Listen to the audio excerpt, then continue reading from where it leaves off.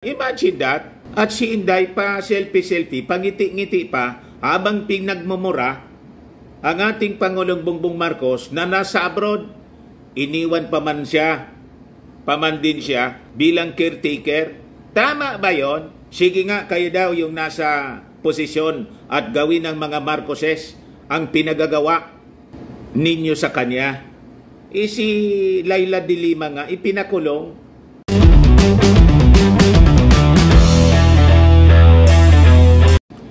O yung mga DDS, mga kababayan, nagkagulo, nangaulol. Bakit niya, Mr. Maravillas? Dahil sa pagpa-interview ni First Lady Lisa Marcos kay Katunying,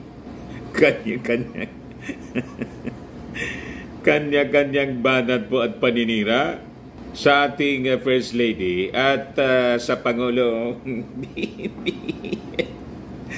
isang beses pa lang yan, mga kababayan, trending.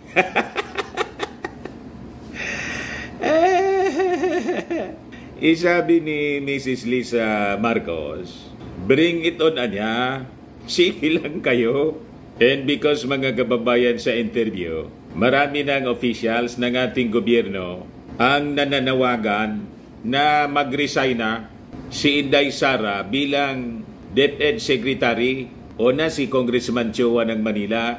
Tapos yung dalawang mayor, si Bacolod City Mayor Benitez, saka si Iloilo Mayor Triñas. Ngayon, kahit po si Laila de Lima po, sumani na rin sa panawagan. Ayan po, de Lima to BP Duterte, resign or tell your family to stop its destabilization. Isama pa natin yung mga Makabayan Black na nauna na silang nananawagan. Kasi nga po, di man maasikaso ni Inday ang DepEd. Busy po, gulo yung isip niya, mga kababayan, sa politika at lalo na po sa confidential funds. Doon nagsimula yung lahat, mga kababayan. Sumama yung loob ng pamilya Duterte dahil sa pagkawala ng confidential funds ni Inday. Bakit niya kasi, Mr. Maravillas, masamang-masama yung loob nila? Ako tingin ko, dahil po sa presidential fund, nakakabit sa confidential fund. Wait! Konektado yung confidential fund sa presidential plan. Tama ba? Sakto niya, Mr. Maravillas. Kaya po masamang-masama ang loob ng pamilya Duterte. Kadi ano niya, Mr. Maravillas, yung mga sinasabi ng mga DDS, vloggers and politikos. O ito po, mga kababayan, hindi matunawan siyari. Kung ano-ano na po yung inaakusa sa ating First Lady. O ito pa yung isa, si Mr. Sasot. Yung pinipila nilang mga pictures ni First Lady Lisa Marcos, yung mga pangit. Ayaw nila mag-post, mga kababayan, nung mga pictures ni Lisa Marcos nung bata pa at napakaganda. Gusto nila talaga papangitin. Di ba? Galit na galit niya, Mr. Maravillas, yan si Mr. Sasot. Kasi sabi ni Lisa Marcos, ni First Lady, di ko niya alam na lalaki pala niya siya.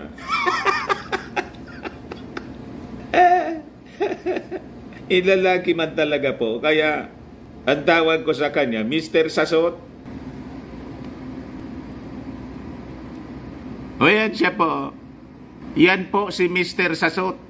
Mga kababayan, yan na siya ngayon.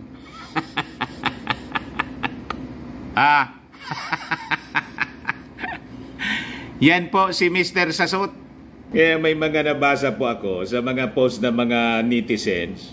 Kung ang tawag natin niya kay Mrs. Lisa Marcos, First Lady, ito naman si Mr. Sasot, Fake Lady.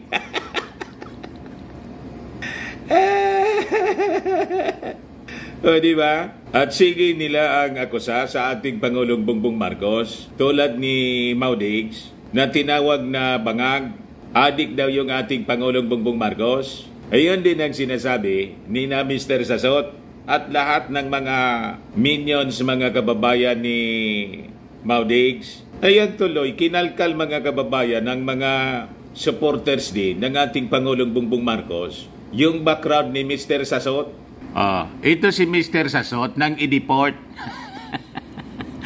Kaya pala ito nandito sa Pilipinas, umuwi, dineport. Dineport po pala. In 2020, the Dutch government deported Alan Troy Sasot. At ito yung post niya. Sabi ni Mr. Sasot, just got my deportation order yesterday from the Dutch government. Ordered to leave right away, need to leave immediately. Waiting for my flight now at the airport. Goodbye, good weed, cheese, fresh water, music, and gisilihade. Hello Manila, water. Hello Manila, water. Manila, dirty water. Umuwi siya tapos siniraan pa yung ating bansa. Ano yun, Mr. Maravillas, na sinabi mong, binasa mong gisilihade? Yung relax na buhay niya daw, doon mga kababayan sa Netherlands. Pero ano yun, Mr. Maravillas, na naka-highlight? Goodbye, good weed. Damo. Alam na ninyo yung damo rito sa... O, di ba? Hindi ko lang pwedeng sabihin dito, baka ma-restrict po tayo yung ating... Alam na ninyo kung ano yung damo. Good weed. Pagkatapos niya, Mr. Maravillas, ang lalakas ng loob nila na magsabi sa ating Pangulong Bongbong Marcos na adik, bangag. Sabi po ng matatanda dito sa amin, ang matinao, maginibo. Ang ibig sabihin sa Tagalog, ang mainakusa, siya yung may gawa. Tama ba? But before ko mga kababayan ibigay sa inyo yung full story ng mga balitang yan, click subscribe muna dito sa ating YouTube channel and hit the notification bell para lagi po kayong updated sa mga kaganapan dito sa ating bansa. Like and share na rin po ninyo ng ating video at huwag na rin po ninyo na skip yung ating mga commercial ads para tuloy-tuloy lang ang pagunlad ng bagong Pilipinas. Sa mga naghanap ng malinis and spacious fitness gym, pumunta lang po kayo sa aming Colossal Fitness Gym. We also offer Grab Car Rental with our brand new 2023 model ng Toyota Innova. We also accept booking for those who are planning to travel via PAL, Cebu Pacific, and other airline companies, local and international, and bills payment for Meralco bills, PLDT, Aleco bills, etc. Ang Colossal Fitness Gym is located at 3rd floor Security Bank Building, Lanco Business Park, Legazpi City, Albay. For inquiries, look for Gilon Maravillas, contact number 0966-802-0949. Ito yung aming Innova po. Lagi na pong matao dito sa aming gym. Na-set up na rin po yung mga brand new naming gym equipments. May treadmill na rin po kami. Ito naman po yung bago naming product na binibenta online. iGlow Serum Whitening po siya. Tingnan ninyo yung epekto sa aking anak na architect before and now. Yung mga inquiries po ninyo, dumiretso na lang kayo sa kanyang Facebook account, Riz Maravillas. Ito naman po, Firmax Firming and Lifting Cream. Pinapahid po sa mga pulses in affected area. Mainam po ito sa mga pains at paninigas na mga kasukasuan. Ito, Automax Radiant Serum. Sa mukha naman yung application. Anti-aging po siya. You will look 10 years younger than your age. Ngayon, sa mga cancer patients naman po, try nyo po itong Nengxia Red Mixed Fruit Drink. Hindi man po siya gamot, food supplement siya. Kaya lang, gawa siya sa goji berry. Yung goji berry may anti-cancer properties. Yung mga inquiries ninyo, dumiritso na lang kayo sa aming messenger sa Facebook para masagot namin agad. Ayos pa? Ayos na nga, Mr. Maravillas. So, balikan natin, mga kababayan, itong mga kwento na sabi nga natin, naulol yung mga DDS at mga politiko na minions po ni Maudigs dahil po sa pagpa-interview ni Mrs. Lisa Marcos kay Katunying. Nagkagulo po sila. Kanya-kanyang banat po. O, di ba? Pero sabi ni Mrs. Lisa Marcos, bring it on na niya. Sige lang niya kayo. Iyong pamilya Marcos po, sanay na sa panlalait. Hindi man po tumatalab yung mga panlalait nila, kaya lalong nauulol yung mga critics ni First Lady at ng ating Pangulong Bongbong Marcos. Kung ano-ano na lang po inaakusa. Tingnan ninyo ito. Sabi ni Harimau, post ito ni Ed Alunan. Sino ba to? Na yung dating DILG Secretary panahon ni Tabaco yata. Pero iba yung picture. Ed Alunan eh. Bullseye, Hari. Ano man ang bullseye dito? Na sinasabi po ninyo. O sabi ni Harimau, ma'am, bawal ang titulo ng royalty dito sa Pilipinas.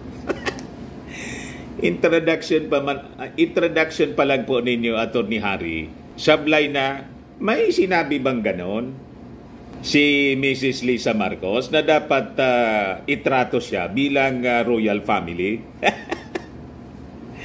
Tama po? Yan ang problema dito sa mga DDS vloggers and politicos. You're putting words into the mouth of the First Lady.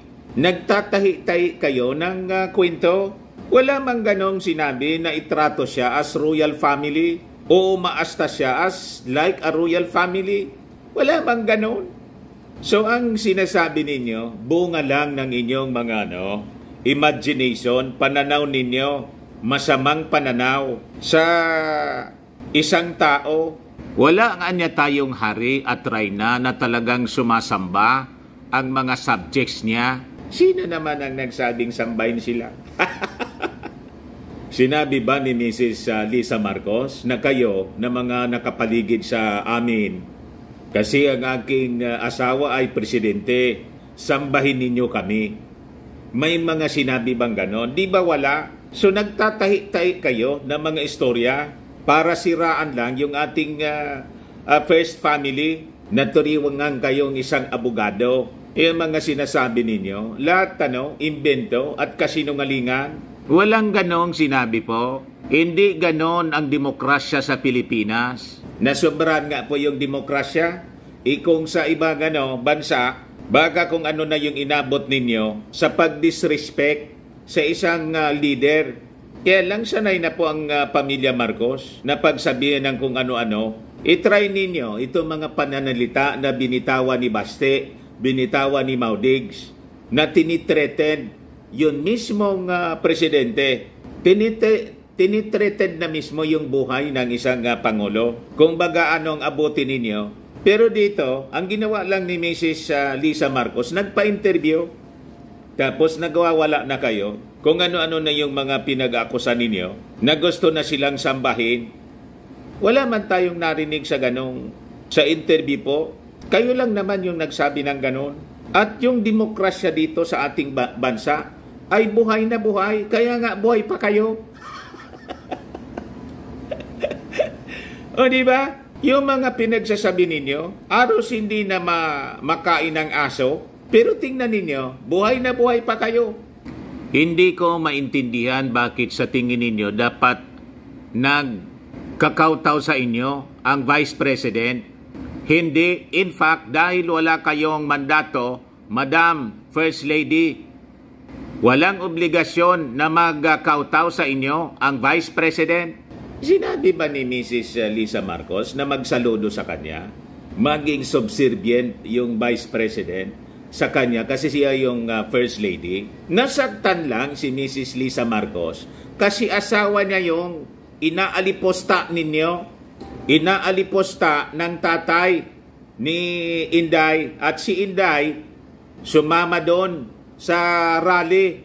Hindi lang po once but twice na ang panawagan, Marcos resign. At mismo kayo nandun. At sinabi pa ninyo, very proud kayo, naghihintay lang kayo ng go signal na lusubi na yung Palasyo Malacanang. Imagine that. At si Inday pa selfie-selfie, pangiti-ngiti pa, habang pinagmumura ang ating Pangulong Bongbong Marcos na nasa abroad. Iniwan pa man siya paman din siya bilang caretaker.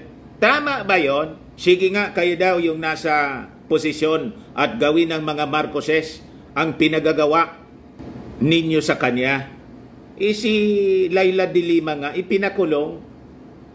May narinig kayo kay Laila de Lima, Senadora Laila de Lima, ng ganon katitinding mga pananalita na binabitawan ninyo sa ating Pangulong Bongbong Marcos at pati sa First Lady? Di ba wala? Ano inabot ni Laila de Lima? Pinakulong. O ngayon, nakalabas. Bakit? Napatunayan po na may naman yung kaso, gawa-gawa lang. Napaya kayo ngayon. So okay lang kung kayo yung gumagawa ng masasama sa inyong kapwa. Ngayon, wala mang sinabi na kung ano, na pagmumura.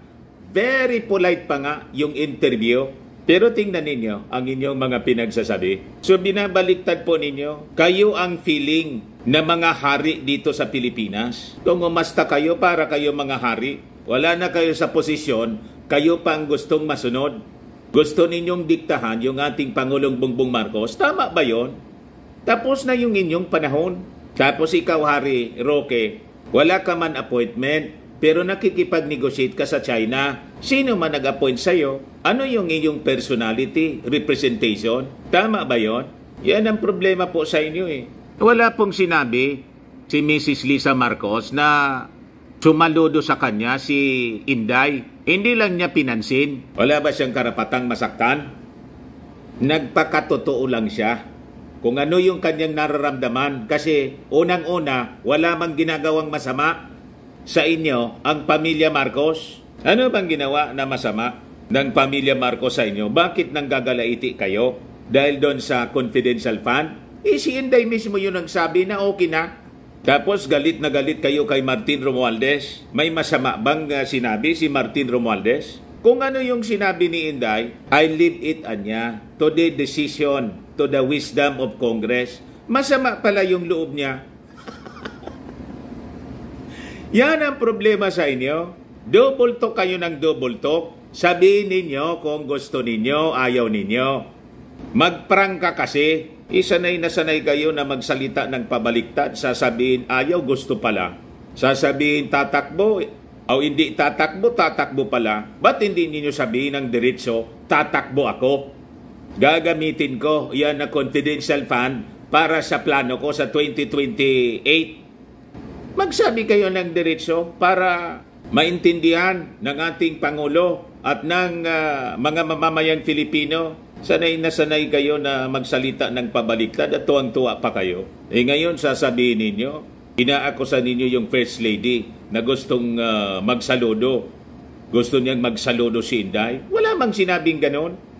Kayo ang may obligasyon na respetuhin ang Vice President dahil napakalaking mandato ang ibinigay sa kanya ng taong bayan. So you demand respect. Pero kayo, hindi kayo marunong rumispeto. And di mo ba alam na ang respeto ay hindi yun hinihingi, hindi yun dinidemand? Umakto kayong karispe-respeto, irirespeto kayo. Yan ang pagmumuka ninyo. Yan mga ugali ninyong para palamura. Yan ugali ni Inday na childish at tinawag pa niya si Martina Tambaloslos. You demand respect? Karispe-respeto bang taong ganon? Tapos isang sheriff, binugbog niya, may ganong taong karispe-respeto? Yung mga ugali ninyo, kababaing tao at vice-presidente, puno yung katawan ng tato, and you demand respect? Nagalitan niya sila Mr. Maravillas kasi sinabi ni Mrs. Lisa Marcos nang kumustahin ni Tunying. Ito yung kinagagalit nila, yung tanong ni Tunying, sa pamilya po, kumusta kayo bilang isang nanay? Ang sagot po ni Mrs. Lisa Marcos, tingin ko po, wala man siyang ibig sabihing masama. Minasama nila. Pero di ba may kids, mabait naman? Pero di ba may kids, mabait naman? Wala pa akong naririnig na may binugbog sila or may tato sila. Na-trigger sila noon. Tinamaan kasi po yung pag-uugali nilang balasubas, yung ugali nilang kalye na ipinagmamalaki pa nila. I think very innocent yung sagot. Di ba? Normal yon sa isang nanay. Nasabihin niya, tinatanong kasi yung kumusta naman yung mga anak. So sinagot ni honest answer yung ibinigay kay Katunying ni First Lady Lisa Marcos. Okay naman niya yung mga anak ko. Mabait naman. Hindi ko pa niya nabalitaan na may binugbog sila. Iniisip nito kasi guilty kayo. Basagulero kasi kayo. Kaya iniisip ninyo, patama kay Inday na may binugbog. Niya totoo naman po. Yung pamilya Marcos po, wala man tayong nabalitaan dito sa mga anak po ng mag-asawang Bongbong at Lisa na may binugbog sila. Nasasaktan kayo kasi si Inday may binugbog. Mismo anya Mr. Maravillas at nabanggit na walang tato. Totoo naman po, malinis yung itsura, walang tato, hindi nila hilig. Tapos sabihin ng mga minions, minasamaan niya yung tato. Nga di ba? Karamihan sa may mga tato, mga kababayan, at mismo noong panahon, pag may tato, galing muntik. Mga miyembro ng Sige-Sige Sputnik. Labas-masok sa kulungan. Di ba yun ang may mga tato? Masisi mo na ganon yung pananaw ng First Lady na pag may tato, hindi maayos. And that is the general understanding ng maraming tao. Kasi nga po, yung tato associated sa mga kriminal. Di ba? Sa Bible po, bawal yung pagmamarka ng mga ganyan sa katawan. Ayan po. In Hebrew Bible, forbade tattooing. Leviticus chapter 19 verse 28, you shall not make gashes in your flesh for the dead or incise any marks on yourselves. Balibasa, hindi kayo nagbabasa ng Bible. Ang katawan natin po, templo ng ating Panginoon na dapat natin iniingatan kasi hindi man natin ito pag-ari yung ating katawan. Yan ang sabi po sa 1 Corinthians chapter 6 verse 19 to 20. Do you not know that your bodies are temples of the Holy Spirit who is in you, whom you have received from God? You are not your own. You were bought at a price. So may value po ang ating katawan. Dapat hindi natin disrespect. Mga gawain ganyan, gawain po yan ng mga pagano nung nagsimula pa nung mga panahon in ancient history. Karamihan nga po sa mga may tato noon, mga slaves. Simbolo siya ng mga slaves. Pero kung gusto ninyong gawing library at periodiko ang inyong katawan at punong-puno ng kung ano-anong mga sulat at drawings, inyo yan. Bahala kayo sa buhay ninyo. Ngayon, wag lang kayong nagagalit sa sinabi ng ating First Lady kasi yun ang kanyang discipline sa kanyang pamilya. Wala ba siyang karapatan? Yun ang pagpalaki niya. Malinis sa katawan, may good manner sila, well-disciplined, hindi mo marinig na napaaway, nakipagbugbugan. Minamasama ninyo kasi bullseye yung mga pag-uugali ninyo. Di ba? Ugaling kanto. Kaya nga yung mga bibig ninyo, ang nilalabas ng inyong mga bibig, lahat masasama at kasinungalingan. Sanay na sanay kayo sa pagsisinungaling. Ito pa yung isang sinungaling. Si Mr. Sasot, mga kababayan, ano ang pinagsasabi niya rito? Sabi niya rito, this is the same reason why I am bad at lying. What? Yung pagkatao mismo po ninyo, Mr. Sasot, is a lie. Yung personality niyo is a lie. Nalito nga si Mrs. Lisa Marcos. Hindi ko niya akalaing na siya is a guy. Lalaki pala niya siya. Bakit? Ang postura ninyo, ang gayat ninyo babae. So it's a lie. Misrepresentation. Di ba? So sinong maniniwala sa inyo? Ang naniniwala sa inyo, katulad lang ninyo, mga sinungalin din. Hindi nga kayo maniwala na ang pagkatao ninyo ay lalaki. Yung sarili ninyo, niloloko ninyo.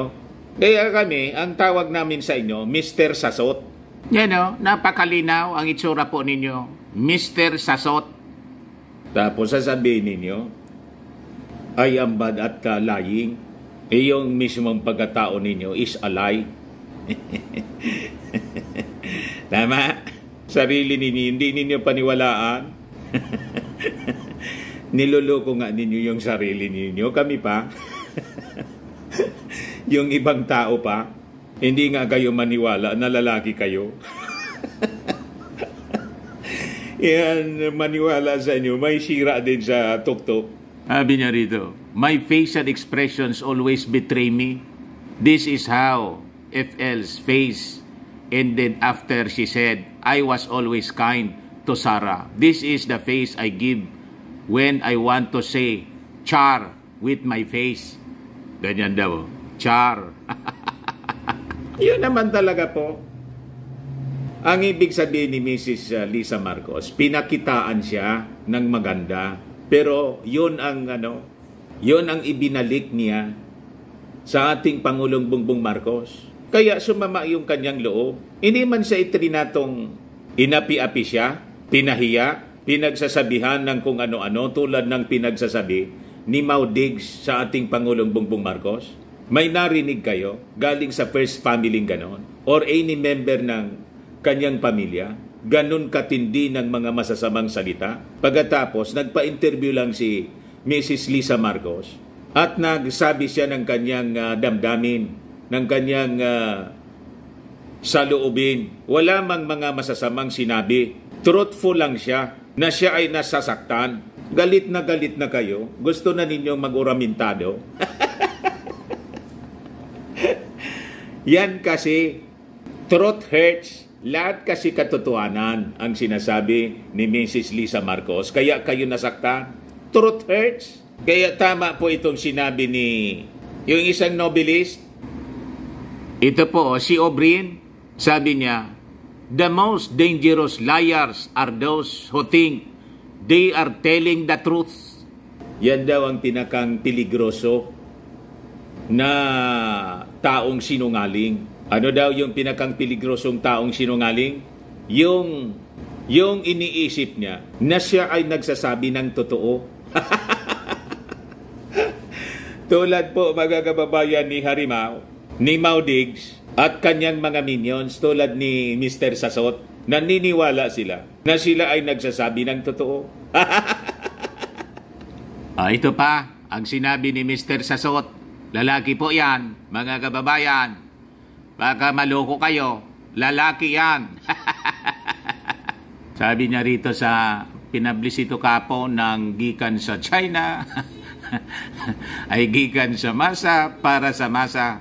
Hindi natin nakita si Bongbong Marcos na standing behind or defending Inday Sara Duterte. He never spoke about what the Martin Romualdez-led House of Representatives was doing to VP Sara. Ang tanong natin, ano bang ginawa ni Martin Romualdez na masama kay Inday Sara? Di ba si Inday Sara, yung nagsabi ng tambalos-los ka? Si Martin Romualdez, yung Congress, tinanggal lang naman si the little girl for plotting against Martin Romualdez. Wala bang karapatan yung Congress, si Martin Romualdez, na tanggalin ang isang tao na pinag-ambisyonan ng kanyang posisyon? Wala ba siyang karapatan na i-protect niya yung kanyang sarili? At despite ng nangyari, trinatong maayos.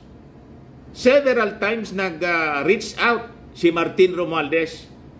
Inisnab ni Inday. At never na maringgan natin ng masasamang pananalita si Martin Romualdez. Or kahit na nga po yung Congress.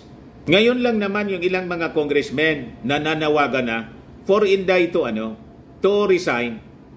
Tulad po ni Congressman Chua ng Manila kasi hindi na consistent yung kanyang mga galawan sa policy ng ating Pangulong Bongbong Marcos. Kaya sabi ni Chua, tigilan mo anyang pagpretend na you are supporting the Marcos government kasi kitang-kita naman kung ano ang iyong galawan. Kasi pumunta ka doon sa nananawagan para mag-resign yung ating Pangulo. So tama naman yung sinasabi ngayon ni Congressman Chua maging yung mga mayors. Saan kapulutin yan? Yun din ang sinabi ni Mrs. Lisa Marcos. Kaya niya, masakit ang aking loob. I was hurt.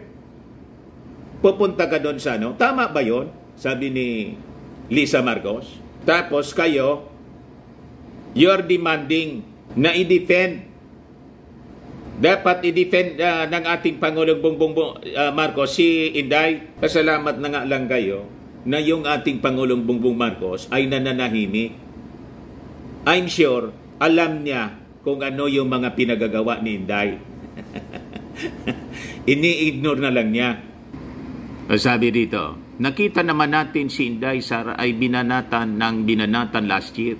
Pero hindi natin nakita si Bongbong Marcos na standing behind or defending BP Sara. Diba? Baliktad talaga niya, Mr. Maravillas. Last year po, at before the election pa nga, during the campaign, ang bumabanat, pamilya ni Inday. At ngayon, lately, pamilya pa rin niya ang bumabanat. Walang bumabanat sa kanya. Kami lang ang bumabanat. Kasi nakikita namin kung anong mga kabulastugan na kanyang ginagawa. At wala kaming instruksyon galing sa Palasyo Malacanang. Ginagawa namin ito on our own. Kasi nakikita naming mali. Ganon lang. Hindi tulad sa inyo na parang mga robot na disusi. He never spoke about what the Martin Romualdez-led House of Representatives was doing to Sara. At the end of the day, it was the supporters, the ordinary people who stood behind Sara Duterte. I think this should be a lesson to you, Madam BP. At the end of the day, ang mga ordinaryong Pilipino na nagmamahal at sumusuporta sa inyo ay sa inyong tatay. They are the same people who will be behind you all throughout kasi alam nila ang quality ng inyong governance, alam nila ang inyong kakayahan, ang inyong tapang. Hindi nga niya may defend ng maayos yung budget ng DepEd. Laging humingi siya ng saklolo na magpaliwanag yung undersecretary, imbis siya. Di ba? At sabi mismo ni Congressman Chua, wala man siyang significant na achievement, accomplishment sa DepEd, kaya panahon na mag-resign. Di ba? Bagsak yung quality of education. Ano ba? Ay yung waste of time niya. Yung sinasabi niyang catch up Fridays. Wala mang epekto po sa quality ng edukasyon sa ating bansa. Yung sinasabi ninyong performance, malamang yung mga surveys funded ng Beijing. Hindi ninyo kami mauuto sa mga propaganda ninyo. Pero nabasa mo niya, Mr. Maravillas, na ito palang si Mr. Sasot, mahilig sa fundraising. Ganon, mga kababayan. Nabasa ko po. Ito may nag-share sa akin Na-open na niya, Mr. Maravillas, yung tinatawag na can of worms. Sabi dito sa amin, dai ngani magparairo, nganing dai maramog, ki-o-di-o. Di ba? Ayan po, si Mr. Sasot, mga kababayan. Mahilig sa fundraising. Senior po ito ni Mr. Rene Astudillo. Sabi niya, Alan Troy Sasot has a history of begging for money. Mahilig po mangingi. And karamihan po sa mga DDS vloggers, ay, singingi. Pangkape, Gcash, pag may sakit, ingi. Ginagawang milking cow ginagawang gatasan mga kababayan kayo na mga nanonood. Ganon sila kaabusado. Mga karamihan sa kanila, mga oportunista po. Sasabihin nakikipaglaban sila para sa bayan, pero hingi ng hingi. Di ba? At mahilig sa sabi, may mga parinig, pakulay naman niya. Yung tawag dito, yung sinisend po sa YouTube na iba-ibang kulay at may amount. Sa akin, may nagbibigay din, pero never akong humingi. Papasalamat na lang ako, pa isa-isa may nagbibigay ng ilang dollars. Sabi ko, salamat po. Pero never na ini-emphasize ko yon kasi nahihiya ako, may hiya ako. Sabi ko nga po, ako nagkasakit last year. Ngayon ko lang sa inyo sinabi. Na-ICU po ako. Kaya nga po ako na tawag dito, pumayat ako. Tumanda yung aking itsura, umitim. Maraming mga nanonood sa atin, nagtataka, nakakahalata, nagme-message sa akin, hindi ko po sinasagot. Hindi ako sumasagot sa kanila. Ayaw kong i-share sa inyo yung aking mga dinadanas na pains nung magkasakit po ako. Kasi ayaw kong kinakaawaan ako ng sino man at gamitin itong aking channel para mangwarta po. Tama? Hindi tayo ganon. Wala tayong ugaling ganon. Manipis po yung aking muka kahit ako pangit. Tanggap ko na ako ay pangit pero wala tayong ugaling ganun po. Pero itong taong ito, yan ang sabi rito po. Alan Troy Sasot has a history of begging for money. Yan nakapublish niya mismo. Yan yan ang pera. Yan, 100 euro, 20 euro. Yung nag-donate sa kanya. Kasi siya, nag-fundraising siya. Mahilig siya sa fundraising. Hi, I'm Sas, a Filipina transgender girl, aspiring to become an international relations scholar and practitioner of diplomacy. I would like to open doors and carve a path in a field not normally associated with an Asian woman of transgender experience. The field of international relations and diplomacy is one of them. A field that can surely benefit from having thinkers and doers reflecting the diversity of humanity. Unfortunately, I cannot afford the tuition fee. After finishing my bachelor's last year, putol na yung post.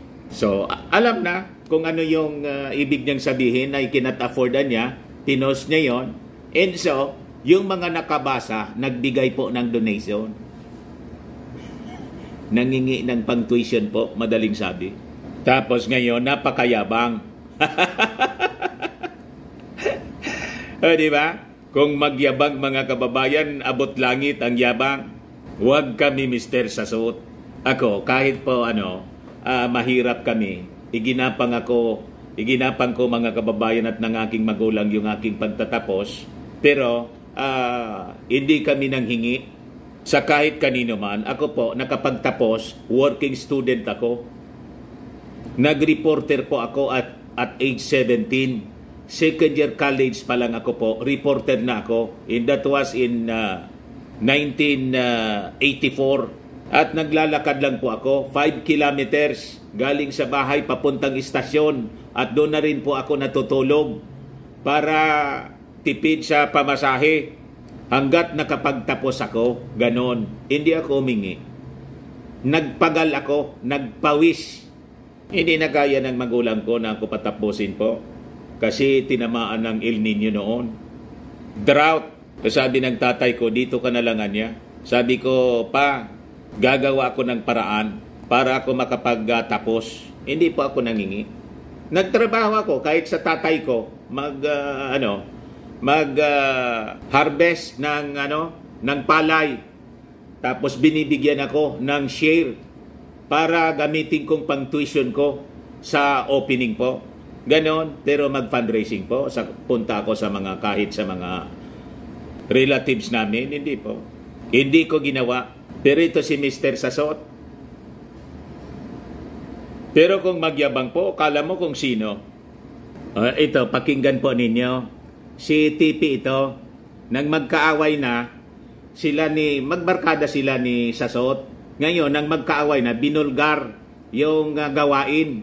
Di ba yan, nag-fundraising ka? Yung pakinggan ninyo mga kababayan.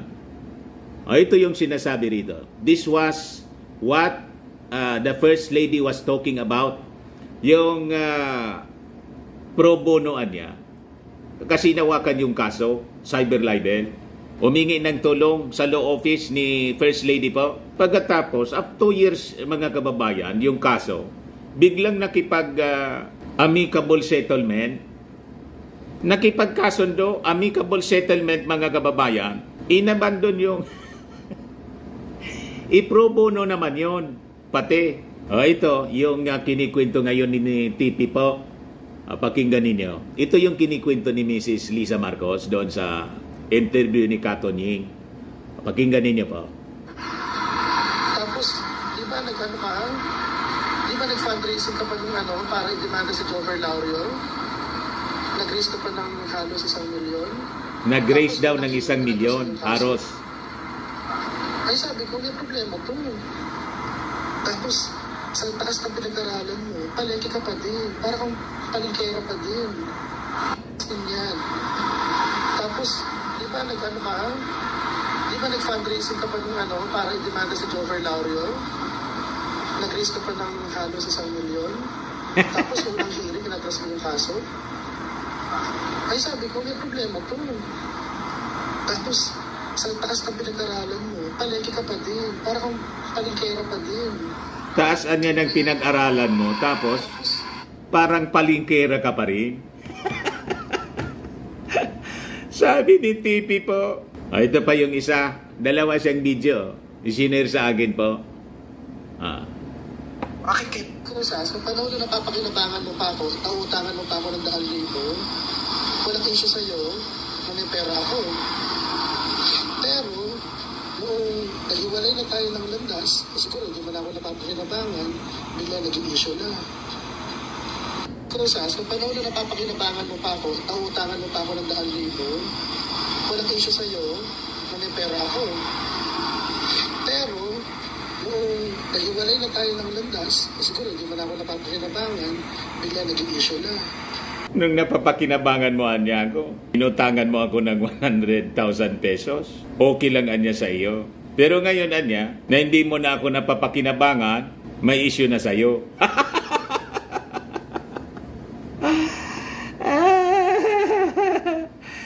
May ganon mga kababayan. So ito yung mga ori ng mga propagandista po ni Maudigs at saka ni Inday na gusto ninyong paniwalaan. Sige, makinig lang kayo sa kanila. Hindi man namin problema yan. Di ba? Doon kayo maniwala dito sa mga sinungaling na to. Na ang sabi ng isang novelist na si O'Brien, mga kababayan, the most dangerous liars anya are those who think they are telling the truth. Pero sabi ko nga mga kababayan, talent din siya. Ang ganon. Yun ba ang alam mong ang sinasabi mo kasinungalingan? Pero yung mismong sinasabi mong kasinungalingan, pinaniniwalaan mong totoo. Di ba? Special talent din yan.